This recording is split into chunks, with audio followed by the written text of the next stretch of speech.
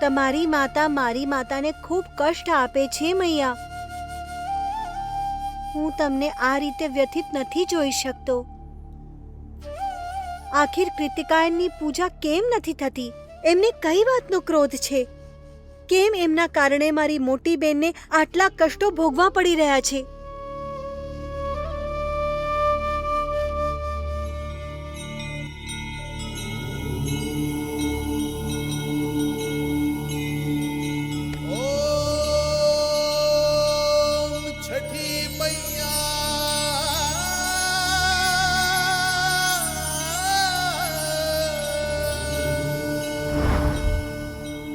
શેષા, આ તારામંડળ જોઈ શકે છો તું?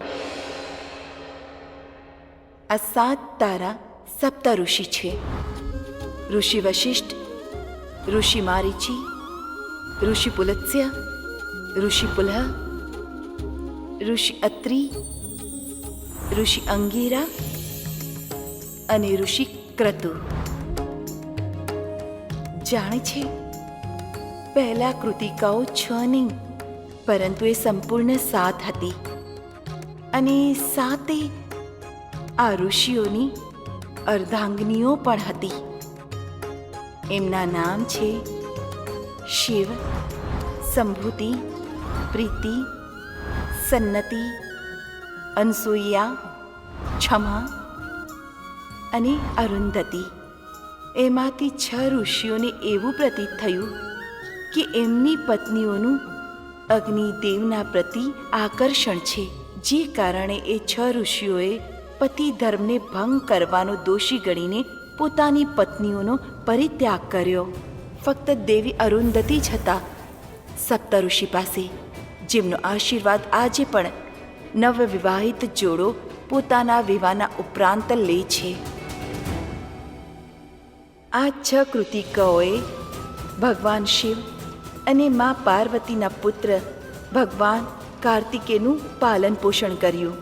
એમના ક્રોધ અને દુઃખનું કારણ એ જ છે કે ભગવાન કાર્તિકેયના એમને માતા પિતા માનવા છતાંય પૃથ્વી લોકમાં મા પાર્વતીને પૂજવામાં આવે છે, પણ કૃતિકાઓને નહીં. અને આ જ વાતથી રૂષ્ટ થઈને એમનો પ્રકોપ નવજાત બાળકોની મૃત્યુનું કારણ બને છે. બધા દેવી દેવતાઓની સાથે સાથે સ્વયં ભગવાન કાર્તિકે પણ કૃતિકાઓનો ક્રોધ છોડવાનો આગ્રહ કરી ચૂક્યા હતા, કેમ કે આ સંસારમાં પૂજા ફક્ત સાત્વિક શક્તિઓની જ થઈ શકે છે. બીજાઓને કષ્ટ આપવાવાળા ભલે દેવતા જ કેમ ન હોય, એમની ક્યારે પૂજવામાં નથી આવતા.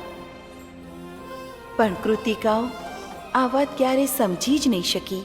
ત્યારે જ બ્રહ્મદેવે કૃતિકાઓને કુદૃષ્ટિથી બાળકોને બચાવી રાખવા માટે મને એમની રક્ષાનું દાયિત્વ સોંપ્યું હતું. માના ગર્ભમાં પ્રવેશ કરવાથી લઈને જન્મના 6 દિવસ સુધી, જ્યાં સુધી બ્રહ્મદેવ એમનું ભાગ્ય નથી લખી દેતા, એમની રક્ષા કરવું જ મારો ધર્મ છે.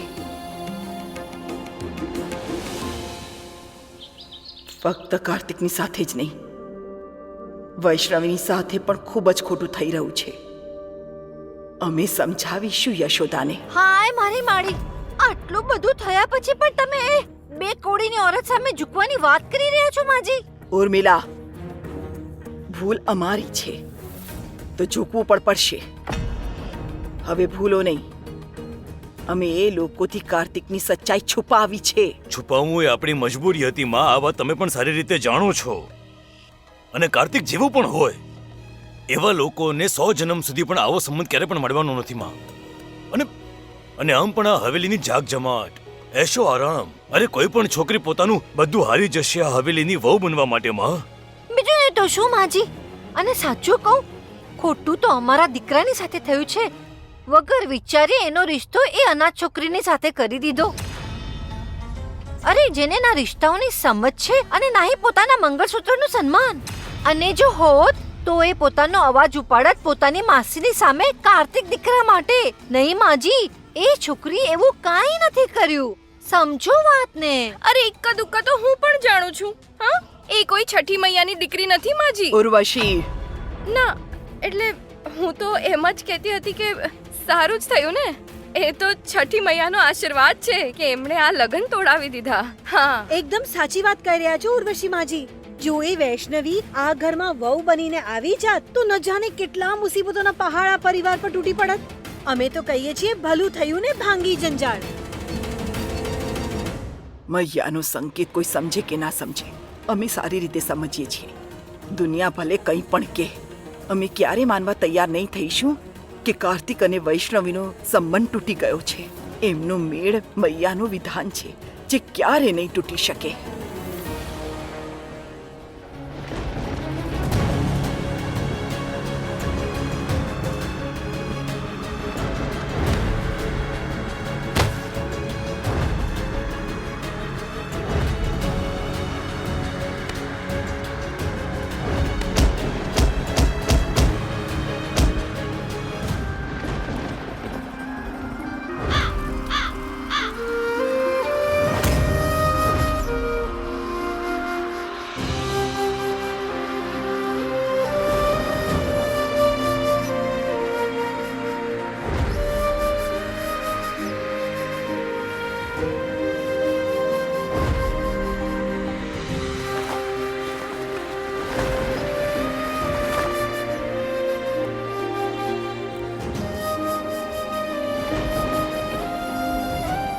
અને એક વાત સાંભળી લે, હું તારી જિંદગી એની સાથે બરબાદ નહીં થવા દઉં.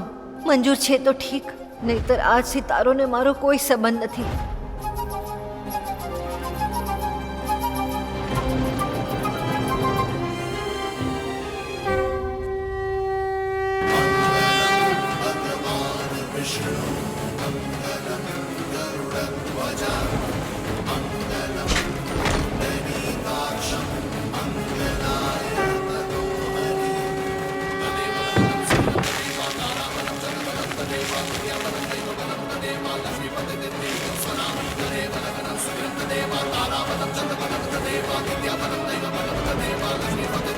Swara